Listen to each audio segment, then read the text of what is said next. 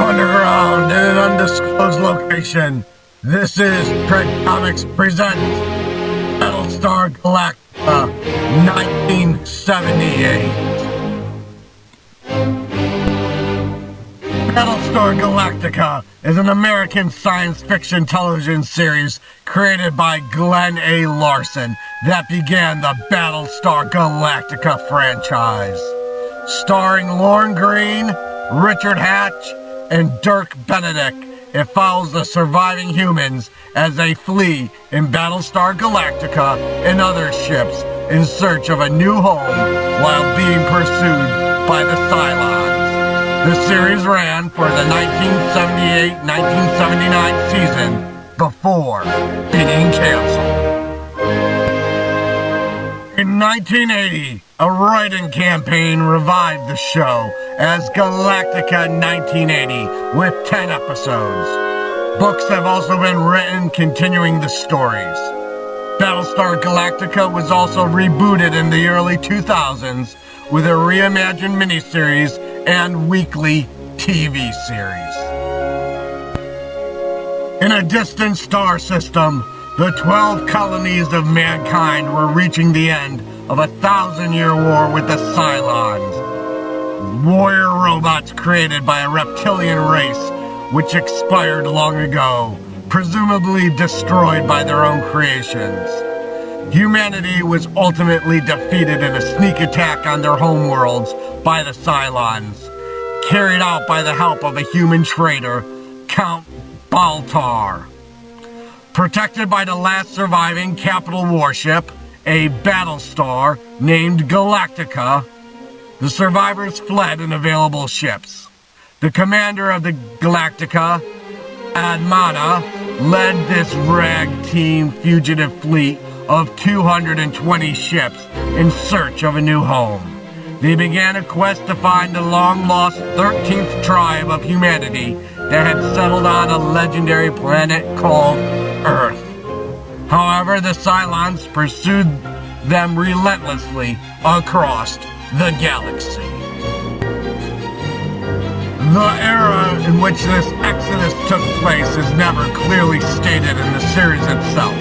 At the start of the series, it is mentioned as being, quote-unquote, the 7th millennium of time, although it is unknown when this is in relationship to Earth's history. The implication of the final aired episode, The Hand of God, was that the original series took place after the Apollo 11 moon landing in July of 1969, as the Galactica receives a television transmission from Earth showing the landing. The later Galactica 1980 series is expressly set in the year 1980 after a 30-year voyage to Earth. Larson, a member of the Church of Jesus Day of Latter-day Saints, incorporated many themes from Mormon theology into his shows.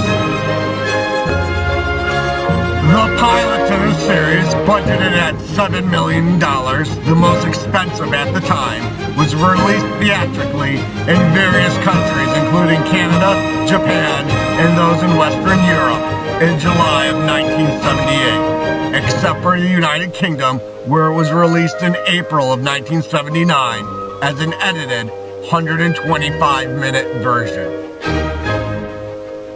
On September 17th of 1978, the full 148-minute pilot premiered on ABC to high Nielsen ratings. Two-thirds of the way through the broadcast, ABC interrupted with a special report of the signing of the Camp David Accords at the White House by Israeli Prime Minister and Egyptian President, witnessed by the U.S. President Jimmy Carter. After the ceremony, ABC resumed where the broadcast was at the point where it was interrupted. This interruption did not occur on the West Coast. After the pilot aired, the 125-minute theatrical version was given a U.S. cinema release in spring of 1979. The pilot had originally been announced as the first of 3 made-for-TV movies. After After the broadcast of the second episode, Lost Planet of the Gods, Glen Larson announced a format change to a weekly series, catching his writing and production staff off guard, resulting in several substandard crash-of-the-week episodes until quality scripts could resume. Lost Planet of the Gods also introduced a costume change from the original, in that the warrior's dress uniform featured a gold-trimmed cape falling to the upper thigh. Because of the costume change, a portion of the pilot was reshot. This refilmed version was re-released in cinemas in 1979. The original version of the warrior's dress uniform, a plain mid-thigh length cape, is documented in the official Battlestar Galactica scrapbook by James Nealon from 1978. Battlestar Galactica was criticized heavily by the Soviet media. They saw a relationship between the fictional colonial Cylon negotiations and the U.S.-Soviet SALT talks, and accused the series of being inspired by anti-Soviet hystericas. Quote, "The galactic negotiations between the people and the Cylons really resemble the U.S.-Soviet SALT talks, not in their actual form, but in perverted interpretation of the enemy of the treaty from the family of Washington Hawks. Their inspiration in pumping up of the military anti-Soviet hysteria, which in this case is disguised in modern costume of socio-scientific fantasy. Anti-Soviet symbolism dressed in the transparent tunic of science fiction." Famous science fiction writer Isaac Asimov also commented about Battlestar Galactica, saying, quote unquote, "Star Wars was fun and I enjoyed it, but Battlestar Galactica was Star Wars all over again and I couldn't enjoy it without amnesia." Harsh. The Soviets and Isaac Asimov were not the only critics of Battlestar Galactica. However, the biggest critic of Battlestar Galactica must have been that of 20th Century Fox.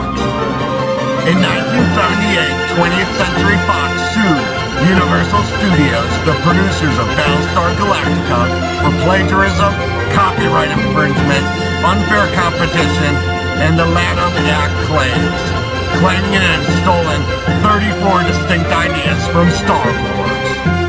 Universal promptly countersued, claiming Star Wars had stolen ideas from their 1972 film, Silent Running, notably the robot drones and the Buck Rogers serials of the 1930s. 20th Century Fox's copyright claims were initially dismissed by the trial courts in 1980, and the United States Court of Appeals for the Ninth Circuit remanded the case for trial in 1983. It was later, quote-unquote, resolved without trial.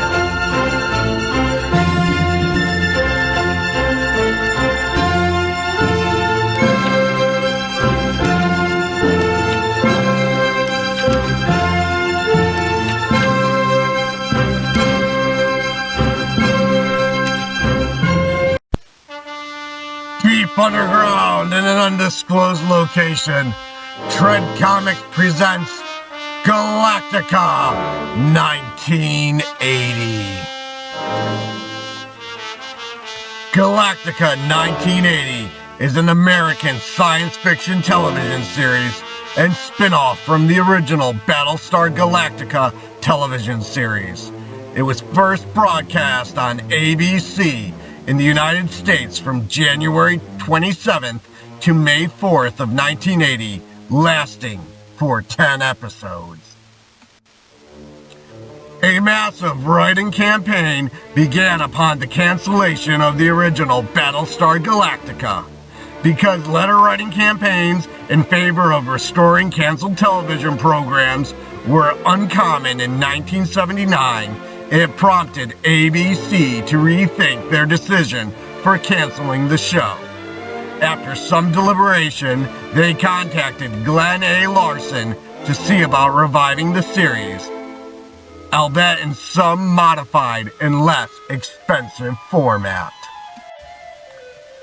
Both Larson and the network felt the show needed some major change of focus to relaunch it as a spin-off, and Larson decided to set the new series 5 years after The Hand of God, the final episode of the original series.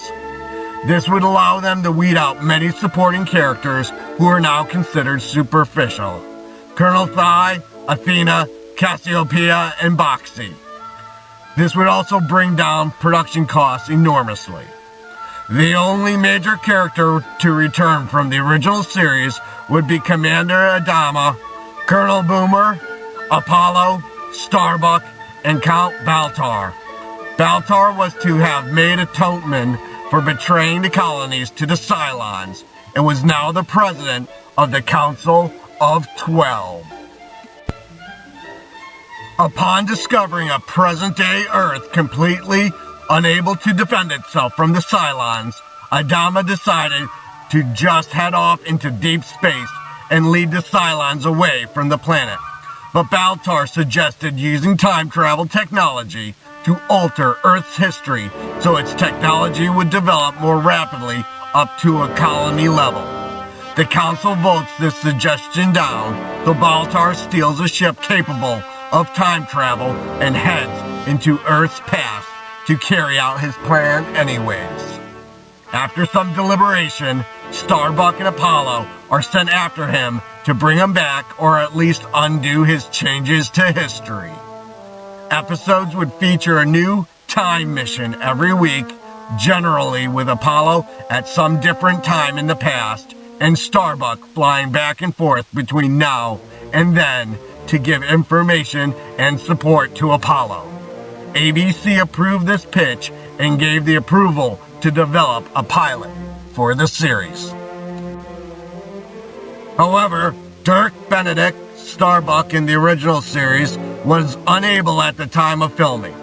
Richard Hatch, Apollo in the original series, was sent a script for Galactica 1980, but turned it down since he wasn't sure what his part in the series would be now that all the characters had changed.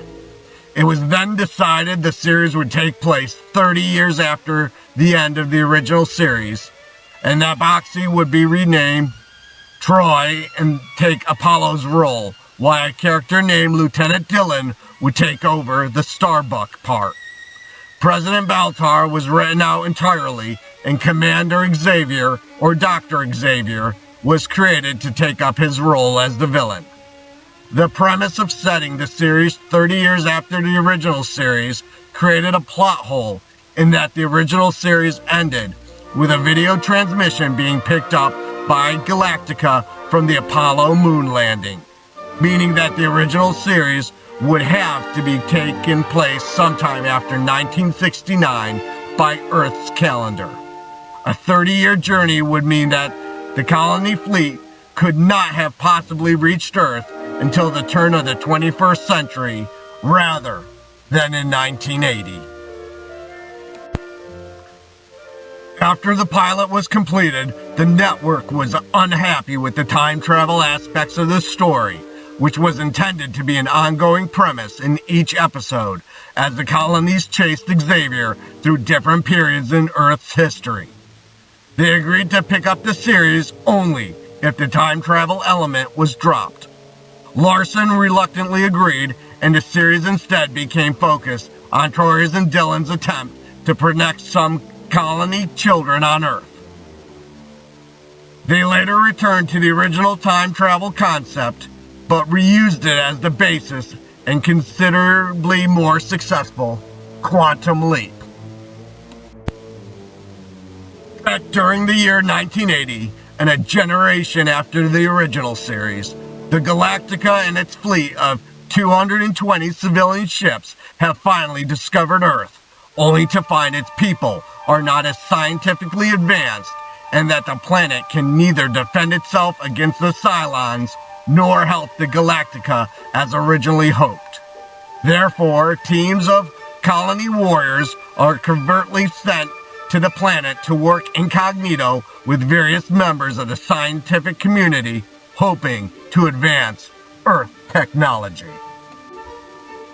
Commander Adama, on the advice of Dr. Z, a teenage prodigy serving as Adama's counsel, sends Captain Troy, who is the adopted son of Adama's own son Apollo, and Lieutenant Dillon to North America, where they become entangled with TV journalist Jamie Hamilton. After initial epic time travel adventure to Nazi Germany in the 1940s to stop a rebel Galactica Commander Xavier trying to change the future to improve Earth's technology level, the three friends devise ways to help Earth scientists and outwit the Cylons in the present day. Meanwhile, Adama sends a group of children from the Galactica fleet to Earth in order to begin the process of integrating with the population. However, due to differences in gravity and physiology, the children must deal with the fact they have nearly superhuman powers on Earth. The 10th and final episode, The Return of Starbuck, used the 1980s setting as a framing device for a story regarding Starbuck on a deserted planet. The fates of several characters from the original series are explained during the course of the series. Apollo is apparently dead, the cause of this seeming death not addressed. Starbuck was marooned on a desert planet, although the script for the unfilmed episode, The Wheel of Fire, indicated that Starbuck was eventually rescued from the planet by the inhabitants of the Ship of Light and became one of their inhabitants.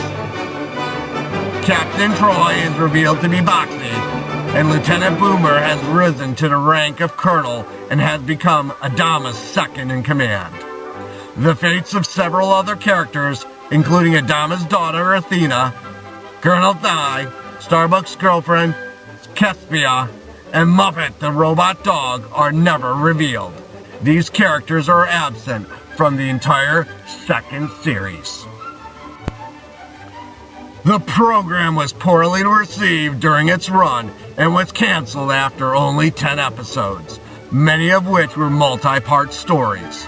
The final episode shown was The Return of Starbuck, which features a guest appearance by Dirk Benedict from the original series. Larson even began to develop a sequel to this episode, but the series was canceled during production of episode 11, The Day They Kidnapped Cleopatra, which remained unfinished.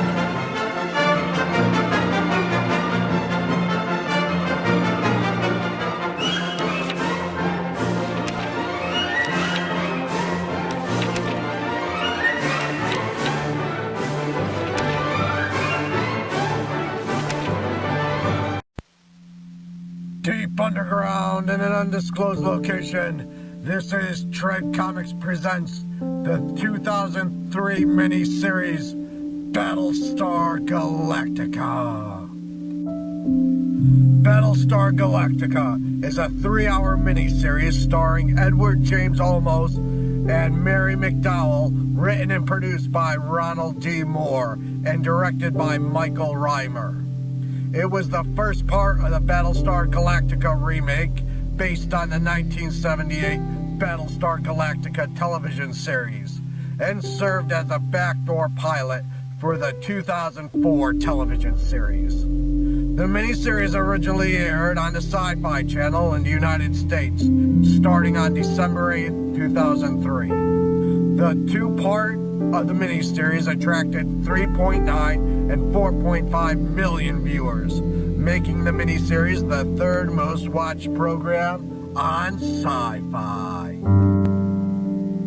After a 40-year armistice in the war between the 12 colonies, the homeworlds populated by humans, and the Cylons, human-created robots, the Cylons launch a surprise nuclear attack intending to exterminate the human race.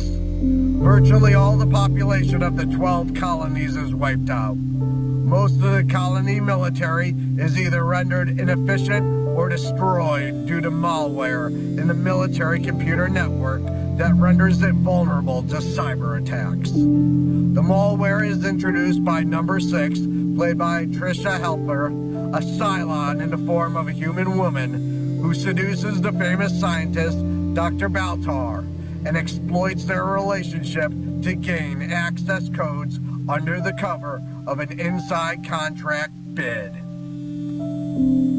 The Battlestar Galactica, itself a hybrid battleship aircraft carrier in space that fought in the earlier wars, is in the final stages of being decommissioned and converted into a museum when the attack occurs.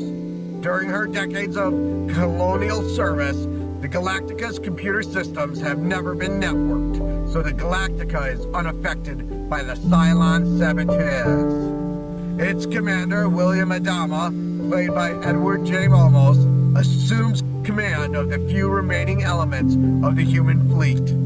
He heads for Ranger Anchorage, a military armory station where Galactica can resupply itself with weaponry and essential supplies. Secretary of Education, Laura Roslin, played by Mary McDonnell, who was aboard the Galactica attending a decommissioning ceremony on behalf of the colony government when the attack begins, is sworn in as the new president of the 12 colonies after it is confirmed that the president and most of the government has been killed. Roslin is 43rd in line of successorship. The government starship carrying her, the Colonial One, managed to assemble a group of surviving civilian ships. During the attack, Galactica's Viper MK-7 squadron, escorted by Colonial Raptor shuttle from the Galactica, encounters a group of 2 Cylon raiders. Although thought to be piloted, they turn out to be pilotless and are able to transmit the Cylon virus, thus disabling the Vipers before they are finished by missiles. Meanwhile, the Raptor tries to escape, but is damaged in the process and forced to land briefly for repairs on the 12 colonies' capital world of Capria, along with 2-person crew, Sharon Valerie, callsign Boomer, played by Grace Patrick, and Carl C. Agathon, callsign Hilo, who later offered to evacuate a small group of survivors. Hilo remains on the stricken planet, giving up his seat to evacuate Dr. Batar, whom he recognizes for his celebrity status as a scientific genius. During these events, Admana is reunited with his estranged son, Captain Lee Admana, callsign Apollo, played by Jamie Bamber, a Viper pilot who is scheduled to take part in the Galactica decommissioning ceremony. When the Cylons attack, Apollo is escorting Colonial One back to Capria, where he saves the ship from a Cylon missile attack. Apollo aids Roslin's effort to assemble a civilian fleet, but refuses his father's order to travel to Rangar immediately. As Part 1 closes out, Colonial One, her fleet, Roslin, and Apollo are apparently killed in a Cylon nuclear strike. While Colonial One is believed to have been destroyed, it is revealed that thanks to Apollo's tactical genius, the ship and her small fleet have escaped destruction. Rosalind decides to gather all the civilian ships she can find and form a fleet to escort the surviving civilians to safety. Rosalind's efforts are aided by Boomer, whose Raptor is picked up by the Colonial One after departing Capria. Using Boomer's Raptor's faster-than-light FTL jump drive to expedite matters, Rosalind is able to gather a significant fleet of civilian ships. After the fleet gathers, however, a Cylon raider locates it and jumps away to gather reinforcements. Apollo urges that they must jump immediately to Rangar Anchorage to meet up with Galactica for safety, despite the fact that many of the ships lack FTL drives.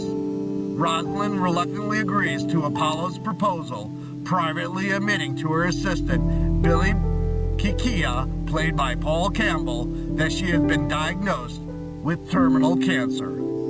As the FTL-capable ships jump away, a squadron of Cylon raiders arrive and destroy the remaining ships with a missile attack.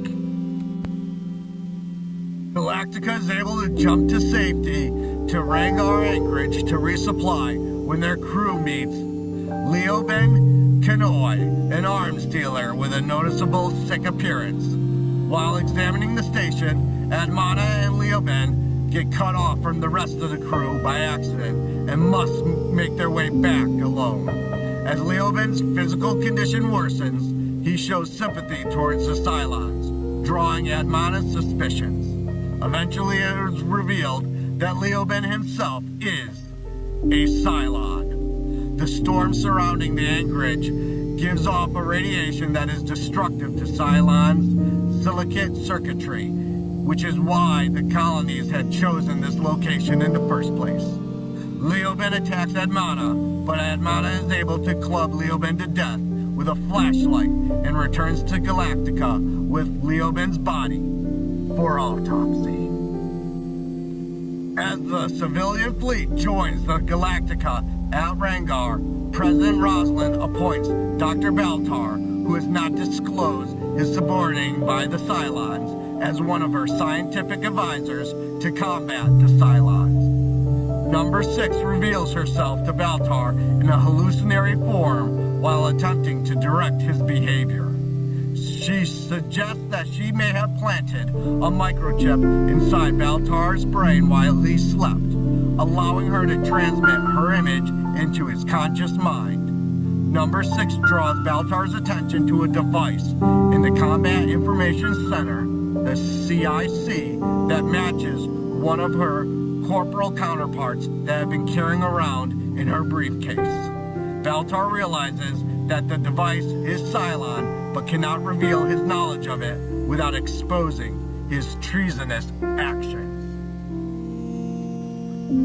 After Admana returns to Galactica with Leoben's body, the fact that the Cylons have taken on human form becomes known to the command crew and by extension Baltar as the new expert on Cylons. Deciding he needs to expose someone as a Cylon to get the device removed, Baltar chooses to target Aaron Doral, played by Matthew Bennett.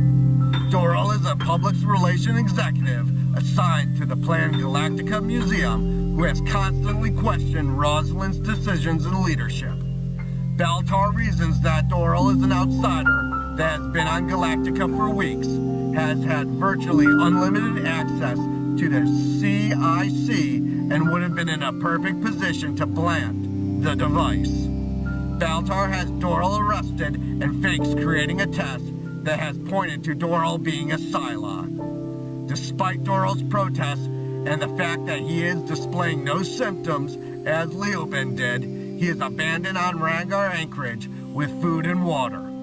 Baltar also uses the opportunity to bring the device to Executive Officer Colonel Saul Ting, played by Michael Hogan's attention. It is removed after Anastasia D. Dula, the Galactica's communication officer, determines that it is not a bomb. Running a reconnaissance mission, Viper pilot Cara Thrace, call sign Starbucks, played by Katie Sackhoff, discovers a Cylon fleet waiting outside Rangar for Galactica's fleet. While Admana initially plans to continue the fight and leave the civilians behind on Rangar, Rosalind attempts to convince him that the war is over, that they have lost, and they must run. After learning of the Cylon fleet, Admana finally concludes that Rosalind is right and orders an FTL jump plotted to the Pro-Lamar sector, which is uncharted space. To enable the civilians to escape, Galactica and its Viper fleet engages the Cylon fleet in battle. Despite suffering multiple missile strikes and several Viper losses, Galactica is able to hold off the Cylons long enough for the civilians to escape. During the battle, Apollo's Viper suffers heavy damage, and Starbuck uses a risky maneuver to save his life and board Galactica before the ship can jump away. In the aftermath, a memorial service is held for those lost on Galactica. Noticing the crew's depressed state, Admana reminds them that there is a legendary 13th tribe of Kabul somewhere out there in the universe, and that its 13th tribe settled on a planet called Earth. While Earth is considered a myth, Admana claims to know where it is and promises to lead the fleet to Earth as their new home. Afterwards, Admana is confronted by Roslin, who knows that he lied. Admana admits this, stating that he did it to give people hope and a reason to continue to live. The two are able to come to an agreement where Roslin controls the civilian part of the fleet, and Admana is in charge of its military. Admana later finds a note in his quarters stating that, quote-unquote, there are only 12 Cylon models. This is implied to have been left by Baltar, who was told exactly the same thing by Number 6 on Capria. Number 6 tells Baltar that the human race has only been granted a reprieve and states that the Cylons will eventually find and destroy them. Number 6 reminds Baltar that they are very likely other Cylon agents within the fleet waiting to strike. Number 6 reveals that some of these agents might not know they are Cylons at all. Instead, these Cylons will be sleeper agents, programmed to believe they are human until they are activated to carry out their mission. After the human fleet leaves, the Cylons board Rangar Anchorage, where a visibly ill Doral remains. The arriving Cylons include several copies of Leoben in Number 6, and a second copy of Doral as well, confirming his identity as a Cylon. Doral tells the other Cylons that the humans have left, but he has no ideas where they went. As the other Cylons discuss how long it will take them to hunt down the human fleet, another Cylon joins them, assuring the Cylons they will do whatever it takes to find them. The new Cylon is revealed to be identical to Boomer, revealing that Boomer is secretly a Cylon agent.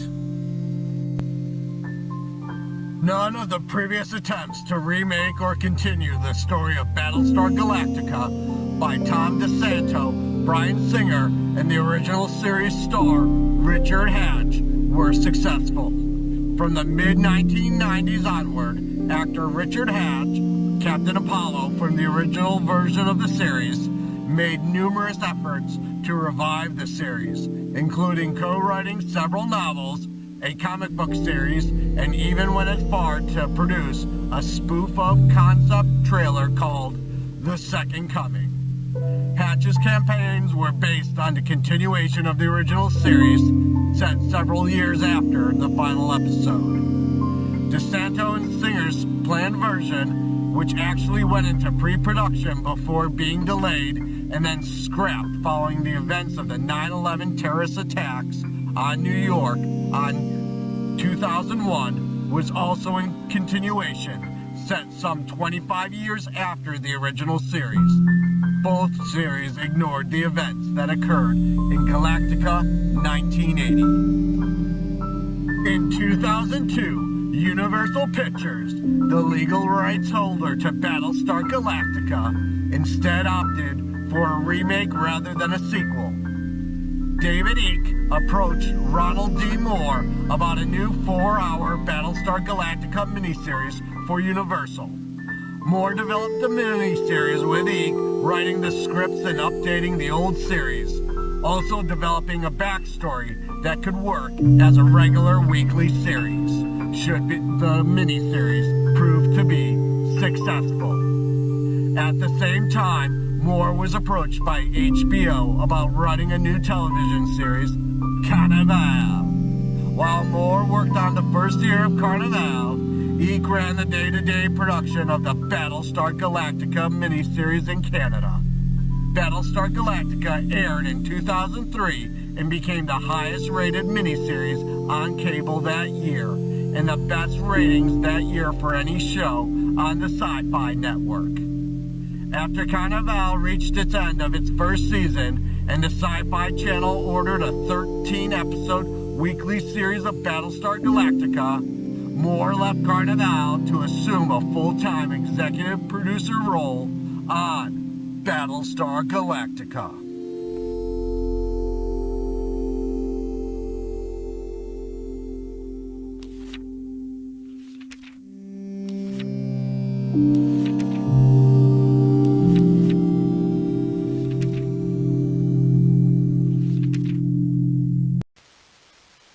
Deep underground in an undisclosed location, Tread Comics presents Battlestar Galactica, the 2004 TV series.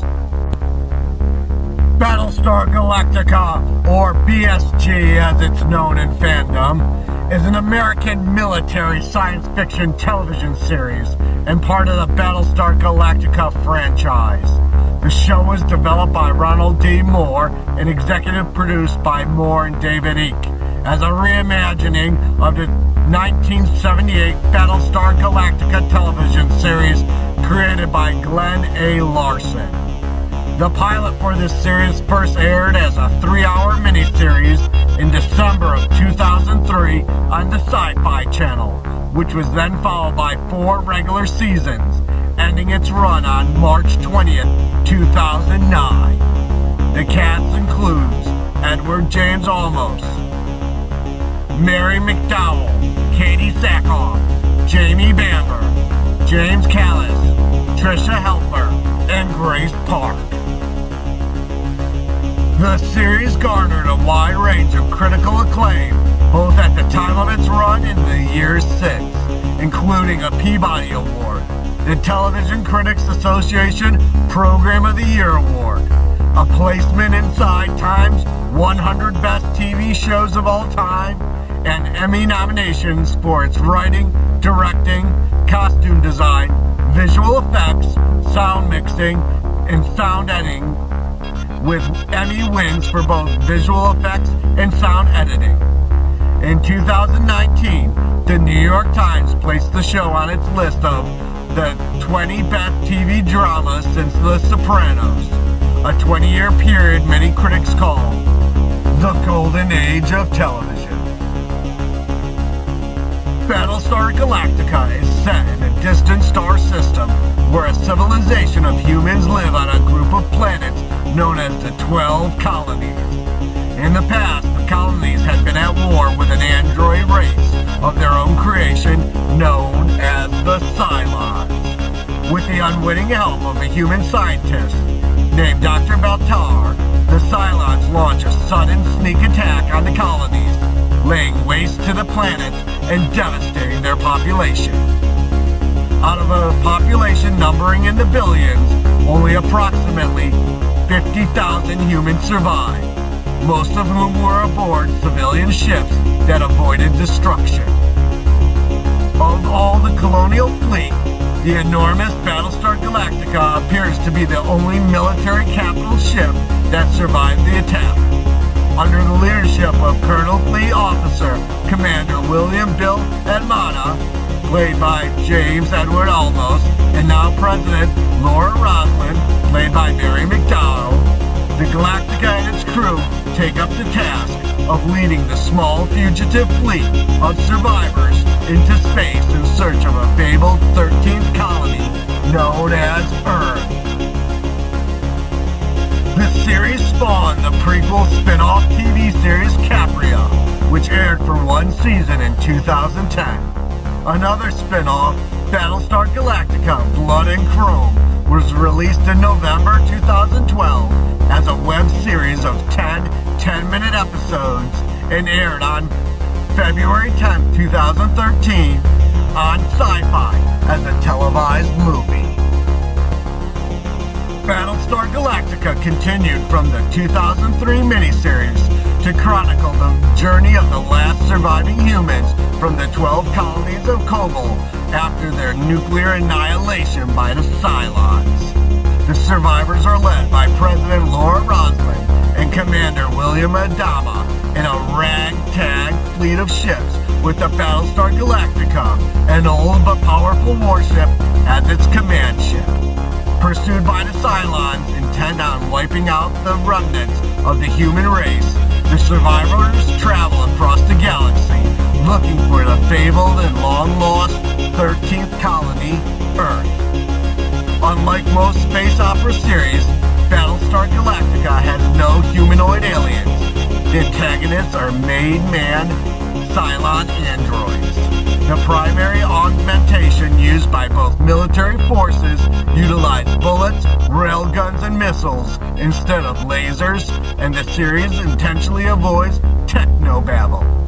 Instead, most of the stories deal with the apocalyptic fallout of the destruction of the 12 colonies upon the survivors and the moral choices they must make as they deal with the decline of the human race and their war with the Cylons. Stories also portray the concept of perpetuated cycles of hate and violence, driving the human-Cylon conflict and religion with the implication of a god who possibly angelic agents appear to certain main characters, most notably Dr. Baltar. Over the course of the show's 4 seasons, the war between the colonists and the Cylons take many twists and turns. Despite the animosity on both sides, the humans and a faction of the Cylons eventually form an uneasy alliance in the wake of the Cylon Civil War. The Cylon leader, a humanoid Cylon named Number 1, John Cavill, precipitated the divide in the Cylon ranks. Cavill deceives the other models by obsessively hiding the identities and origins of the remaining 5 humanoid Cylon models. The final 5, who, known only to him, are more ancient type of Cylon, created by a previous iteration of human civilization. Other plot lines involve the mysterious destiny of Kara Starbuck Thrace, who is the subject of prophecy claiming that she is the harbinger of death who will lead them all to their end, as well as the redemption of Dr. Baltar through the Cylons' monotheistic religion after he becomes a pariah within the fleet. In the final episodes, inexplicably resurrected Starbucks leads the surviving humans and their Cylon allies to a new planet, which Adama names Earth. The first group of survivors settle in ancient Africa. The real Earth that the colonists had searched for during their years in space was revealed in an earlier episode to have been originally inhabited thousands of years before by a previous form of humanoid Cylons. The final 5 were the last of these Cylons. Ironically, these humanoid Cylons had created their own Centurion robot slaves who waged a nuclear attack against their masters, devastating the planet and making it uninhabitable. The new Earth is found to be inhabited by early humans who are genetically compatible with the humans from the Galactica and the rest of the fleet, but who possess only the most rudimentary forms of civilization. The surviving humans and humanoid Cylons settle on the new planet Earth. They discard all technology, destroying the fleet by flying it into the sun in an attempt to break the human-Cylon cycle of conflict and begin anew with the tribal humans already present on the new Earth. The surviving Cylon Centurions are given possession of the remaining Cylon base star and proceed to jump away from Earth. In the final scenes, modern-day Earth humans are shown to be the descendants of the colonists, their humanoid Cylon allies, and the early humans themselves. At the end of this series finale, an angelic Dr. Baltar and Cylon number 6 are walking down a sidewalk in modern-day New York City. They are unseen and unheard by the people around them. As the two walk, they notice technological advanced robots, computers, and other cybernetic devices, and they talk about the technological advancements the humans have made since the colonists and humanoid Cylons first arrived to this Earth over 150,000 years earlier. Cylon number 6 and Dr. Baltar have an exchange over one of the ongoing themes from this series. All of this has happened before, but the question remains, does this all have to happen again? Consequently, the revelation that Battlestar Galactica takes place in our own collective prehistoric past means that unlike most space opera science fiction stories, this series is a fictional tale of ancient history rather than future history, and serves as a fictional tale of origin of modern humanity. On April 27, 2006, the Sci-Fi Channel announced that a prequel spin-off of Battlestar Galactica was in development. Capria takes place more than 50 years before the main series, before the original Cylon War, and chronicles the Admana family and Caprian society, as well as shows the advancement of technology leading to the Cylon Revolution. On March 18, 2008, Ronald D, the head writer, confirmed that Capria would be, in fact, produced beginning with a 2-hour backdoor pilot. On December 2, 2008, Syfy announced that it had approved the full series. The first season, composed of 20 episodes including the pilot, premiered on January 22, 2010. An uncut version of the pilot was released on DVD on April 21, 2009, prior to the series' broadcast debut. On July 24th of 2009, Edward James Olmos suggests that the plan was not to be the last Battlestar Galactica movie, saying that he had written a script involving the Galactica characters in which a crisis occurs at some point after their arrival on Earth. On March 15, 2010, Sci-Fi executive Mark Stern said that Sci-Fi was working with Ronald D to develop a second spin-off of Battlestar Galactica, which would mark a return to the franchise space opera roots, and not necessarily be a traditional series. On July 27, 2010, it was revealed that the series would be called Blood and Chrome, featuring William Adama during the first Cylon War, and written by Michael Taylor. The series was distributed as a 10-episode online series on McDonnell.com starting November 9, 2012, and aired as a televised movie on February 10, 2013 on the Sci